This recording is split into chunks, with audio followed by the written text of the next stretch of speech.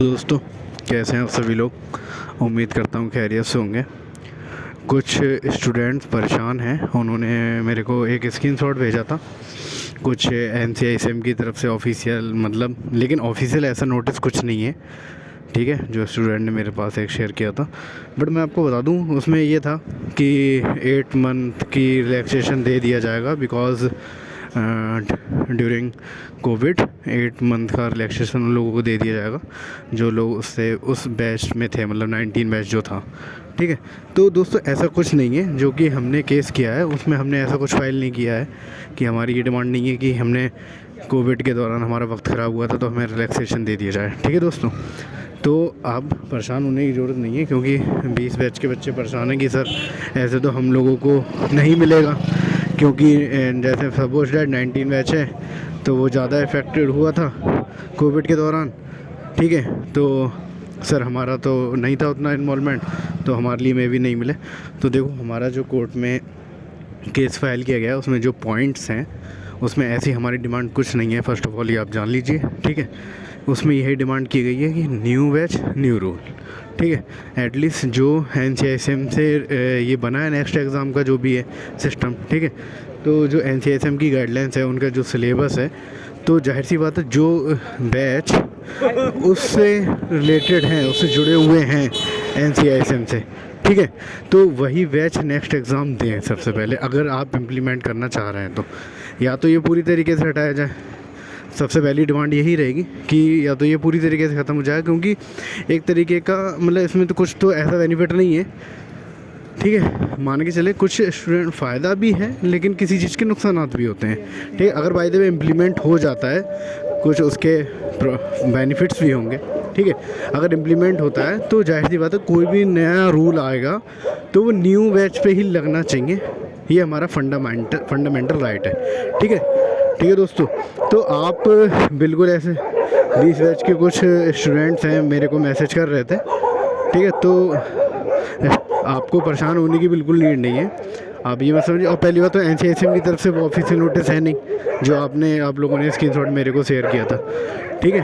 तो पॉजिटिव रहिए, और केस फाइल हो चुका है, डबल बेंच के थ्रू हुआ है, और हो सकता है, हो क्या सकता है, बिल्कुल हम जीतेंगे, क्योंकि जब एक बेंच के थ्रू हुआ था एक जज के थ्रू, तो वो केस तो कैंसिल या डिसमिस हो गया, जो भी था, हमारे पॉइंट्स को निराधार बता दिया गया था।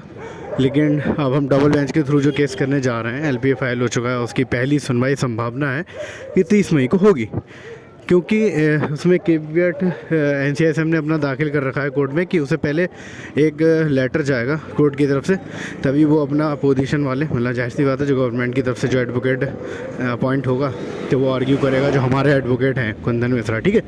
तो ये चीज़ है, इसलिए उसमें थोड़ा लेट हो गया, वरना 27 को ही होने को थी पहली फर्स्ट हेयरिंग, ठीक है। वो तो कोई बात नहीं, वो तो हेयरिंग हो ही जाएगी, 30 मई को हेयरिंग है, ठीक है दोस्तों।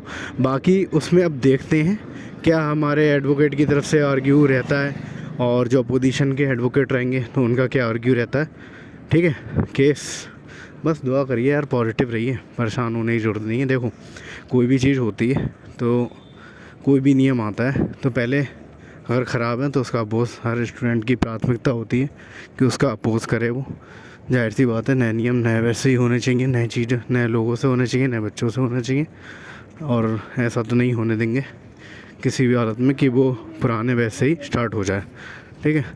तो वो तो इतना गवर्नमेंट भी समझ लेगी जब बच्चा यूनिटी के साथ उसका विरोध करेगा, ठीक है।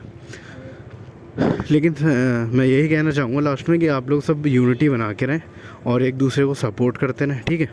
और तीसरी बात, जब तक कोई ऑफिशियल नोटिस नहीं आया करे किसी भी स्टेटस पे या कोई भी लगा देता है तो आप उसे एकदम यकीन नहीं मांग लें, जैसे लिख देते हैं कुछ NCISM सोर्स, तो ये इसमें यकीन करने की ज़रूरत नहीं है, ठीक है। बहुत खबरें ऐसी हवा में चलती हैं और वो ख़त्म हो जाती हैं, ठीक है। सो जब तक आपके पास एक ऑफिशियल नोटिस नहीं हो NCISM की तरफ से, तब तक आप उस बात पे यकीन न करें, ठीक है। बाकी हमारा केस फाइल हो चुका है और 30 मई को सुनवाई होगी, पहली हेयरिंग है, तो देखते हैं क्या रहता है, और उम्मीद करिए बेहतर ही रहेगा, पहली हेयरिंग से ही अच्छा हो, हमारा मजबूत रहे पक्ष, तो केस को जीतने के इम्कानात ज़्यादा हो जाएंगे, ठीक है। और देखो, मैं एक बात बता रहा था आपको कि वीडियो को शेयर करने से या अपनी बात को ज़्यादा से ज़्यादा लोगों तक पहुंचाने में क्या फ़ायदा मिलता है। जैसे कि मैं वीडियो बनाता, ओके, मैं स्टेटस लगाता हूँ व्हाट्सएप स्टेटस, तो डेली लोग देखते हैं। अब जब डेली लोग देखते हैं तो कुछ लोग जो नॉन मेडिको हैं, अल्टीमेटली उन्होंने भी मैसेज कर दिया कितने लोगों ने कि भाई आखिर ये नेक्स्ट एग्ज़ाम है क्या, तो पूछने पर मजबूर हो गए वो भी। कि रोज़ आप जब किसी भी चीज़ को कोई चीज़ दिखाओगे तो ज़ाहिर सी बात है इंसान के अंदर एक क्यूरियोसिटी डेवलप हो जाती है कि भाई ये चल क्या रहा है नेक्स्ट एग्ज़ाम। तो इसीलिए मैं आपको डेली ये कहना पड़ता है आपसे, और कहता भी हूँ कि आप डेली अपने व्हाट्सएप स्टेटस पे लगाएं, कोई सी भी वीडियो लगाएं। मैं अगर हम यूट्यूब चैनल के माध्यम से वीडियो बना रहे हैं तो आप उसको शेयर करें, या अपने सोशल मीडिया पे कुछ भी यूज़ करें, लिखें नेक्स्ट एग्ज़ाम को लेकर कुछ ना कुछ आप शेयर करते रहें, ठीक है। तो इससे क्या होगा, सबके पास जब जानकारी हो जाएगी तो एटलीस्ट सबको पता होगा, ठीक है। तो यही आपको करना है, बाकी और कुछ अभी नीड है नहीं करने की, इतना ही करिए अभी, ठीक है। बाकी जैसा भी कोई अपडेट होगा तुरंत आपको अपडेट करेंगे, ठीक है। Okay, thank you so much.